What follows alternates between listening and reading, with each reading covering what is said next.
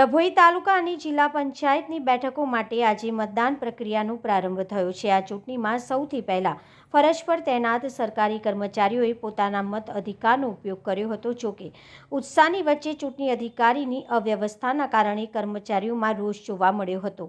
Ballot પેપરથી મતદાન। ચૂંટણી ફરજમાં રોકાયેલા કુલ 454 મતદાતાઓએ બેલેટ પેપર દ્વારા મતદાન કરી લોકશાહીના પર્વમાં ભાગ લીધો હતો। કોણે કર્યું મતદાન? મતદાન કરનારાઓમાં મુખ્યત્વે જીઆરડી, ગ્રામ રક્ષક દળ, હોમગાર્ડના જવાનો અને આંગણવાડીની બહેનોનો સમાવેશ થાય છે। અવ્યવસ્થાનો આક્ષેપ। મતદાન મથક પર ચૂંટણી અધિકારી દ્વારા યોગ્ય સુવિધાઓ ઊભી કરવામાં ન આવી હોવાની ફરિયાદો ઉઠી છે। ગરમીનો કહેર। હાલમાં પડી રહેલી ભીષણ ગરમી અને અસહ્ય બફારા વચ્ચે મતદાન કરવા આવેલા કર્મચારીઓ માટે પીવાના પાણી કે પંખાની કોઈ જ વ્યવસ્થા કરવામાં આવી ન હતી।